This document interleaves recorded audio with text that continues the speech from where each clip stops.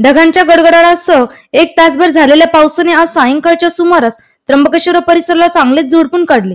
या पावसाने गारवा निर्माण झाल्याने नागरिकांना थोडा दिलासा मिळाला असला तरी अचानक आलेल्या पावसाने रस्त्यावरचे दुकानदार व भाविकांचे मात्र हाल केले। सकाळपासूनच वातावरणात उष्णता जाणवत होती। दुपारी 3 वाजेपासून आकाशात ढग जमू लागले। पाहता पाहता चांगलेच अंधारून आले। ढगांचा गडगडाट सुरू झाला। सायंकाळी 3:45 वाजता वादळी वाऱ्यासह जोरदार पावसाला सुरुवात झाली। अचानक आलेल्या पावसाने रस्त्यावर बसलेले भाजी विक्रेते, फळ विक्रेते तसेच इतर दुकानदारांची पळापळ झाली। त्र्यंबकेश्वरच्या दर्शनासाठी भाविकांची चांगलीच गर्दी होती। अवकाळी पावसाने भाविकांची धावपळ उडवली।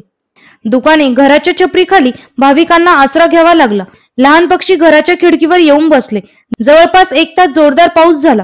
ढगांचा गडगडाट तर चालू होताच, पण अधूनमधून विजाही चमकत होत्या। 1 तासानंतरही ढगांचा गडगडाट सुरू होता। पावसाने लाईटची बत्ती गुल केली। वादळी वाऱ्यासह आलेल्या पावसामुळे तळवाडे परिसरात बारीक गारा पडल्या। त्यामुळे शेतातील उन्हाळी बाजरी, गहू तसेच भाजीपाल्याचे नुकसान होणार असल्याची माहिती तळवाड्याचे प्रगतशील शेतकरी राजाराम चव्हाण तसेच पेगलवाडीचे काळू उजे यांनी दिली।